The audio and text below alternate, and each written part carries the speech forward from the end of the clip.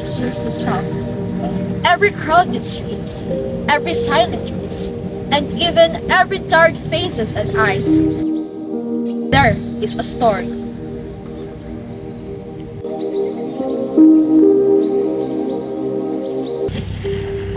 Centuries have passed.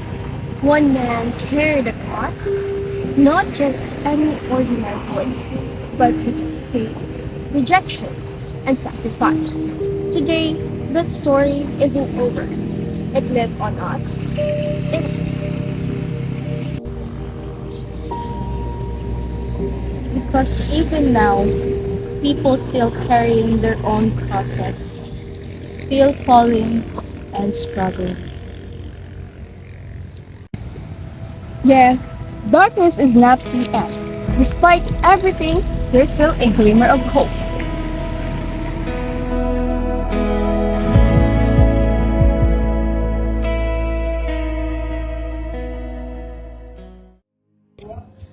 Well, hello everyone. My name is Josh and this is my thoughts. Well, my thought for that question would be my parents because since then, our parents did everything. In order for us to meet our needs, mas ginpili nila nga mag-suffer rather than sa ilang kalipayan. They don't want us to felt what they felt before.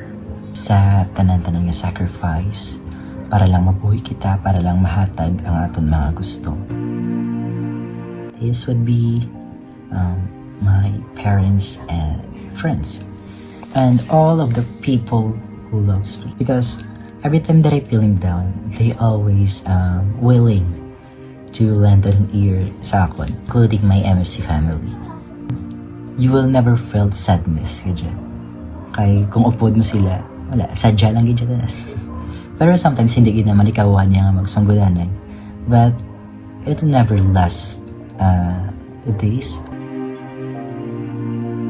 I will give this message to my family and friends, including my MFC members. MFC family, rather. Hello guys. Thank you for always willing to lend an ear sa akon, and hindi na magbago because kaluoy mo sa akon. Charot. I felt different kaya kung upod ko kaya kamo because I always felt home. And also for Anika, thank you for being a good person sa akon. Thank you kay even in a hard times willing ka gid. Sometimes wala ko ginasugid sa imo akong problem kay syempre burden ka mandaan sa school mo. Thank you, love, love, love. Have you ever experienced a moment where you felt like giving up? What did that darkness feel like? Sa akon, oo. Kag madamo sa aton ang nakaagigid sina. That darkness feels like a dense wall or black abyss of sorrow where you feel sometimes isolated and exhausted from wrestling nga na maging whole. Para sa iban daw, excruciating physicality ini. Nagakurog ang lawas, anxiety, kag ang mga pamatsyag mo daw may mabugat nga panganod nga nagapislit sa imo kalag. It's a feeling of being lost even on familiar ground, where sometimes ang aton faith or your faith feels so small. What gives you the strength to hang on and believe that things will get better even when they look impossible? Ang nagahatag sang kusog sa akon amo ang pag-trace sang akon personal or sang aton personal relationship kay God. Ang pag-clutch ni God sa iyang mga promise sa aton.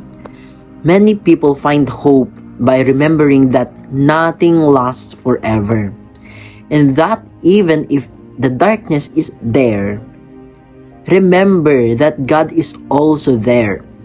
Kung kaisa, simple lang ang kusog na it's just making it through one small step at a time instead of looking at the whole long road ahead.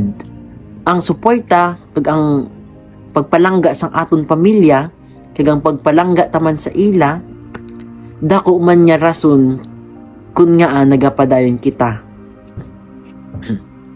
If you could give a message of hope to someone today who is currently suffering like Jesus did, what would it be? A message ko para sa imo, you are not alone in your struggles. Pareho sa tightrope walker nga nadus mo. Jesus is like a safety net ready to catch you and lift you back up. Tandaan mo nga ang imo kabudlay subong has a life-giving purpose. It shapes and softens you so you can eventually comfort others too. Biskan pamatsyag mo bouncing off the ceiling ang imo mga pangamuyo, pero trust gyapon that God is bigger than your problems. Kag ang iya grasya is enough to get you through. That's all. They said suffering is sweet, but so is hope. And burning out is also real, but so is grace.